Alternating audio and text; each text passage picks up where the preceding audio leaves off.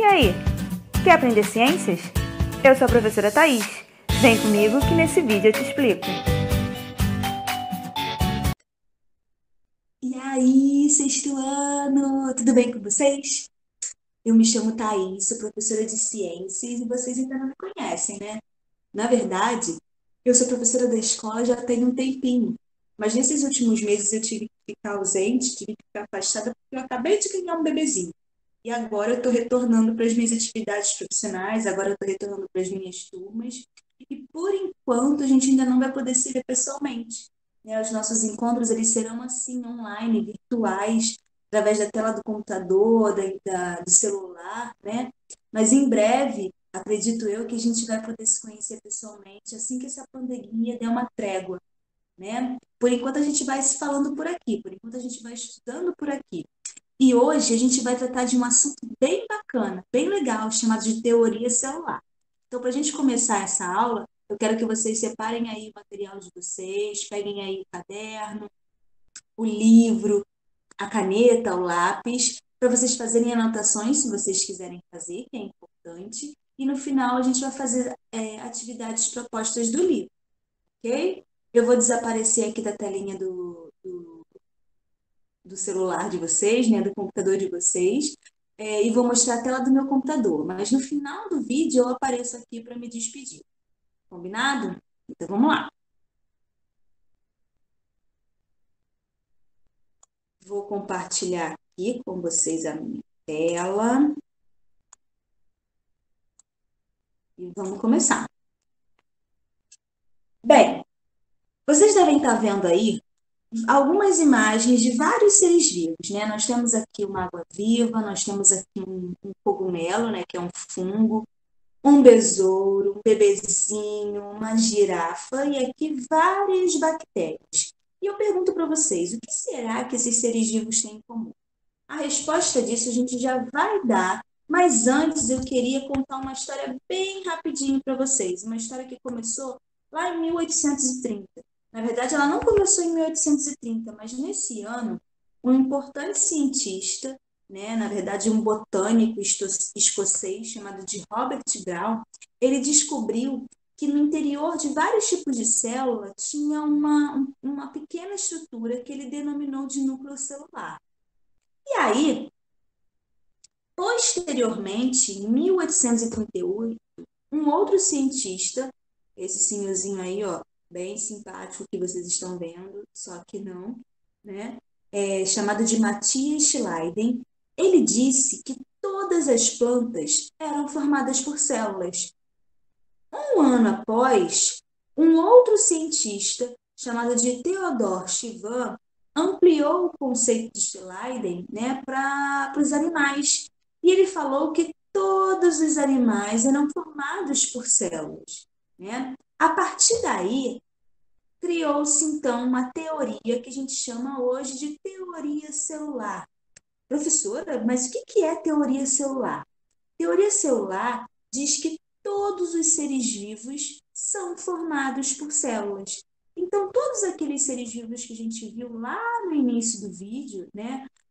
Água-viva, o cogumelo, o besouro, o bebezinho, a girafa e as bactérias, todos eles apresentam células. Tem células formando o corpo desses seres vivos, né?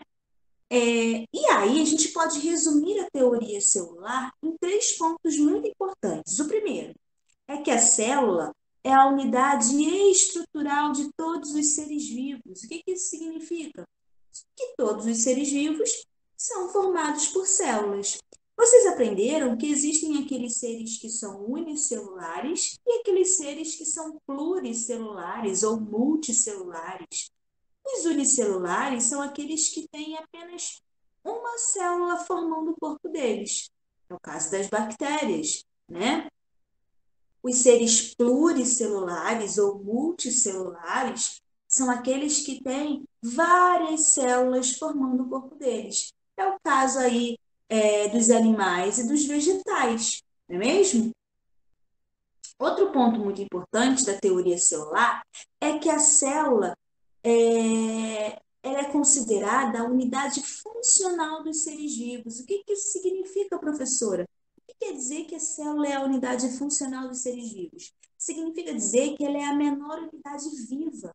Dentro da célula acontecem várias reações químicas para manter o funcionamento, para manter a atividade da célula e para manter essa célula viva. Por isso que a gente fala que a célula é a menor unidade viva que forma o corpo dos seres vivos. O mau funcionamento dessa célula também pode provocar doenças no organismo, né, no indivíduo. Então, se a célula está funcionando bem, ela se mantém viva. Agora, se ela está com mau funcionamento, ela pode provocar doenças e até mesmo levar um indivíduo à morte, ok? O terceiro ponto, não menos importante, é que as células sempre vão surgir de outras células pré-existentes, através de um processo que a gente chama de divisão celular.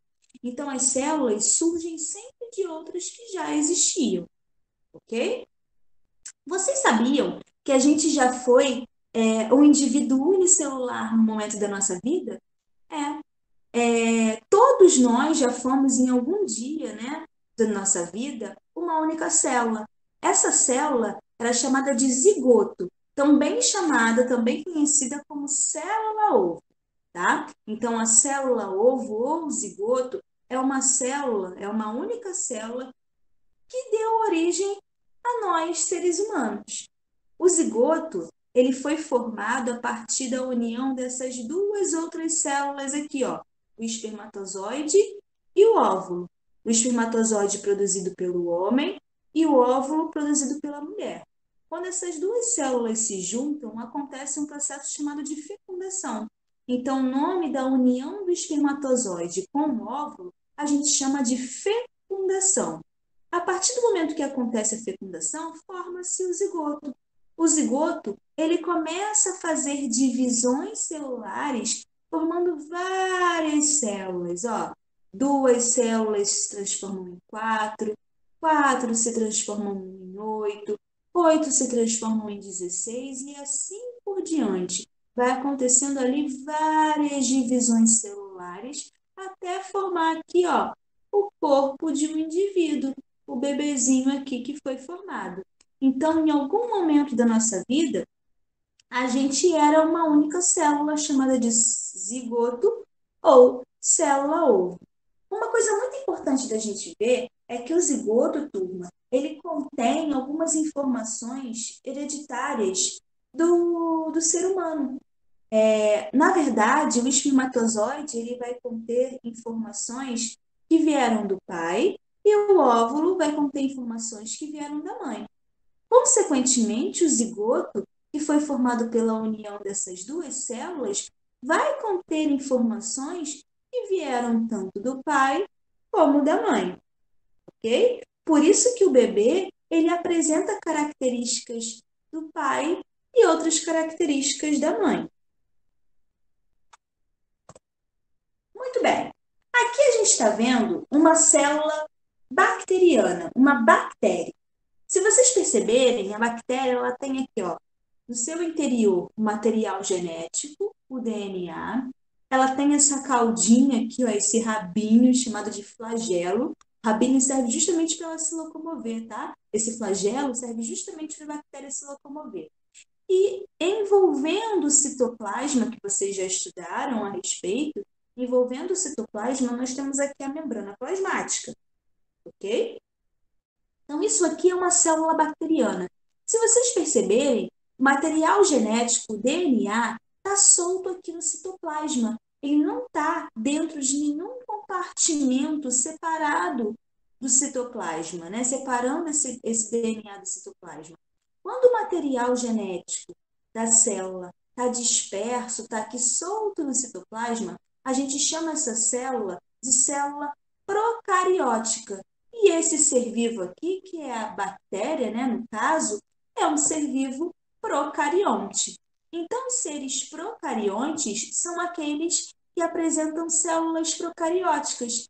Que células são essas? São células que têm o DNA, o material genético, solto no citoplasma. Não tem nenhuma membrana, não tem nenhum compartimento guardando esse material genético. O material genético fica disperso no citoplasma. Diferente aqui, ó, dos seres eucariontes. Os seres eucariontes, no caso aqui, nós temos uma célula animal e uma célula vegetal. Se vocês perceberem aqui, ó, essa bolinha amarela é o material genético. E esse material genético, ele está envolvido por um compartimento chamado de membrana nuclear, tá? A mesma coisa que acontece com as células vegetais, com a célula vegetal. Nós temos o material genético dentro de um compartimento, dentro de um envoltório nuclear. Ele não está disperso no citoplasma. Quando nós temos células em que o material genético está dentro do núcleo, está dentro desse compartimento nuclear, né? A gente chama esses seres vivos de eucariontes e essas células de eucarióticas, ok? Muito bem, finalizamos esse assunto de teoria celular e agora eu sugiro que vocês façam algumas atividades do livro. Na verdade, eu queria que vocês fizessem a página 119 e 120, dos exercícios 7 ao 14. E mais tarde a gente vem aqui para corrigir, eu lanço o gabarito, a gente corrige e não esqueça que hoje, mais tarde, a gente tem aí a nossa aula ao vivo, né, pelo Meet. Então eu aguardo vocês.